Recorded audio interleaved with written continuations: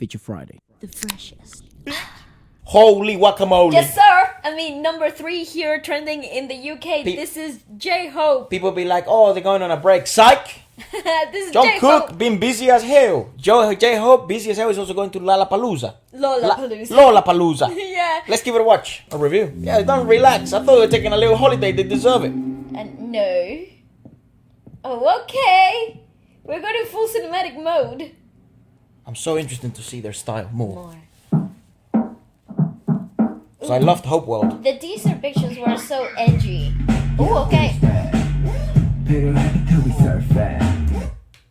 Old school.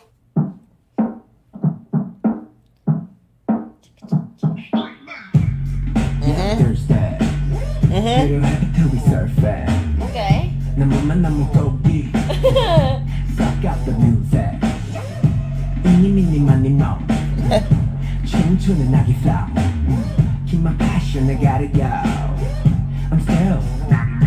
Oh my god, this reminds me of Donnie Darko. Do you remember that movie with this like weird alter ego person who was like a demon, like a It wasn't a demon, it was like it was just like a what? Okay, like an alter ego kind of thing? Yeah, it was like his alter ego. You remember this? It's not the same kind of aesthetic. Donnie Darko type, like creepy aesthetics at the same time. It's kind of cool, but it's darkish. It's also like disturbing in a way, but cool though. I like this edgy aspect, old school boom bap rap style. Funny because if you think of Jhope, you think the Hope absolute World would opposite. Yeah, you think of those type of projects. But hey, interesting. Go on.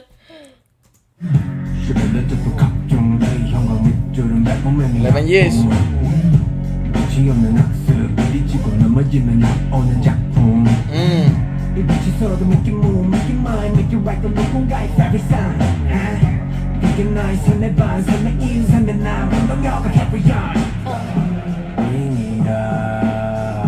Cool edge. What the hell?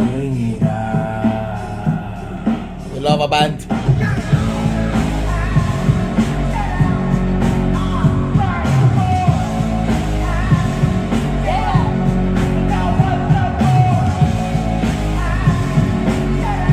Brilliant! This is absolutely brilliant!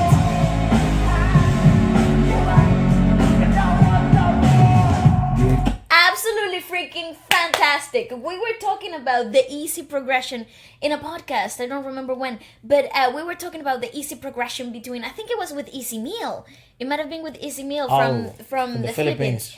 We were talking to him about like the easy progression between the break of the millennia, hip-hop, into punk rock music, and how that eventually evolved into what we call now the emo rap, right? But it has always been evolving, and it's a really easy angsty progression. You saw the pioneers of this, Linkin Park. Yes. You saw Gorillaz. Limp Bizkit. The Gorillaz, yeah. And this was predominant, early 2000s, and then it seemed the music industry had moved on, and then in the last 10 years, hip-hop has obviously risen so much mainstream, but that influence and that transition between rap, hip-hop to rock, alternative, punk, alternative, it's still so prevalent, and it seems it's the natural progression sometimes for rappers. It's so somehow cool. You see some of the best rappers always transitioning to this in some sense. Eminem has done tracks like this. You see Kendrick has done tracks like this, like in this modernistic era. I guess Eminem is a bit more of late 90s, early 2000s. So he basically rose with the scene Exactly. in that fusion of genres. Like Kendrick, which is a bit more late 2000s. He's probably a more accurate depiction of what also Jhope would be representing as well. It is interesting as well to see what kind of music Jhope has been consuming lately and in the last few years, and why he has sort of evolved in this manner, because this is, he's going on a spectrum here, and he's going in a complete different side to what I think most people expected. Which is absolutely fantastic. Also, I love the addition of the distortion into the vocals, the distorted guitars in here as well. It's bringing big 2002 energies, big 2001 energy, and I'm here for it, It's okay? all distorted on me. So I love it. I'm sure, because this is going out, I think, 12 hours after this, or a few hours after this has released. So I'm sure you guys have probably already heard the track and stuff like that. Yeah. But it is interesting to go that in depth, because there's so much at play here. But go on. Also, the chord progression is really intense. It Yes. doesn't let you settle. There's no settling. That's correct. It's the first linear part. Yeah.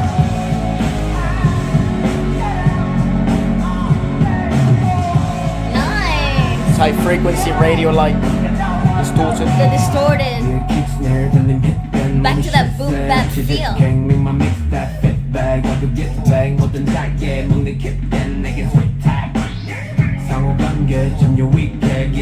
You see, it's like an alter ego depiction.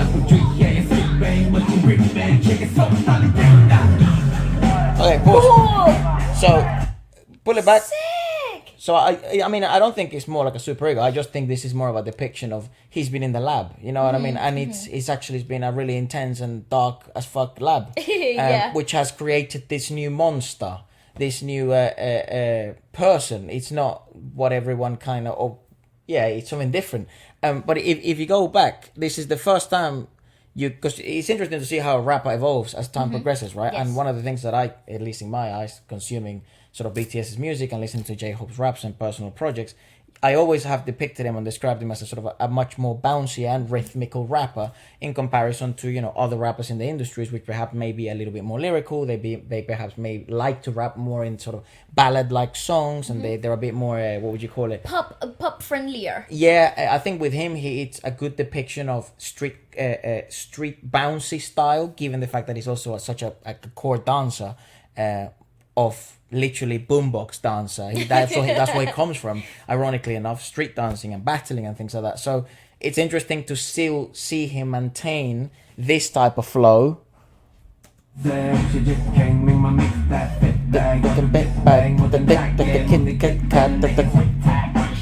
That's what I predominantly relate J-Hope to. Yes. But what's super interesting is I would have never imagined such a chorus for a J-Hope song, and not even such progressions, and the implication of like boom bap sort of rap, and then the influences of punk rock. It's fucking insane. It's so far. awesome. Yeah. Also, in the section that we're about to see here in like the X-ray, you have a really cool break of dynamics, because we already heard the distorted inclusion of vocals in the first chorus, but we're hearing it here in a completely different setting with this like distorted visual too. Yeah. Something along the bizarre core line of the whole experimental aspect of being in the lab. Also, it feels like he can lean more to what he really wants. Yes, because like it's his there's own more art. freedom. That's Exactly. correct. So if he wants to go dark, he's not just going kind of dark. He's going all the way. Correct. He's going edgy. He's going to go all the way edge. So this is really nice to see. I like the eerie, cold feel of the air Full in commitment, this environment. I like it.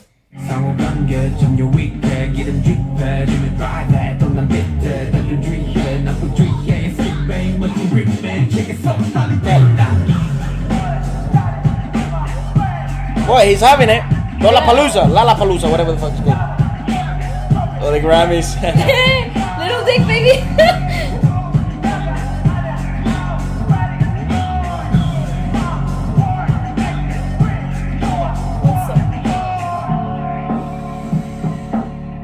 This is Cool. okay. Pause. And this is how you play with dynamics. Pause. Pull it back. Good. This is also really intriguing to see as well in his art, because there is, I guess, this maybe misconception, given the whole BTS Festa thing, that there is some fatigue involved, and perhaps there's some loss of motivation because they have achieved so much. But it's super cool to hear from the art itself, where he would be honest. You would imagine. That instead, for an individual like him, you've always seen him so bouncy, so fun, so upbeat, and he kind of carries the energy in the group, and he's always laughing and clapping and shit. You would imagine that, even for him it might get tiring, but to hear him say, I fucking want everything, mate. I want more. Yeah, and like he understands fame and money isn't everything. He wants accomplishments. He wants legacy. He wants so much more than just what he already has. That's like, goddamn, dog. The sky's the limit, truly is. And I think that that's the cool thing about seeing solo projects. You get to dig deeper into their brains and how they work. See past the facade. Yeah, you really do. You get exactly. You're seeing the deep inner mind works of themselves, and I think that's why perhaps the idea of having like the D2 from August D had been such a groundbreaking overall worldwide album, and I think it's because it represents the same thing. I have a strong feeling that Jack in the Box is gonna be intense. Yeah. It's gonna be fun.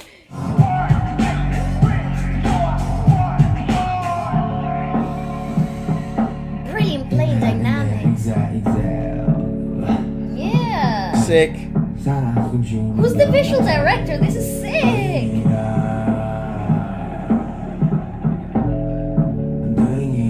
Oh, cool. Get ready, baby. This is good.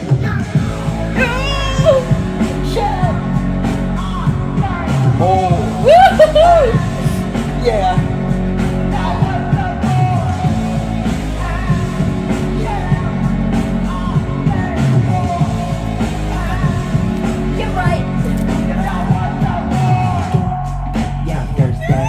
Great player dynamics again. Fan on the beat.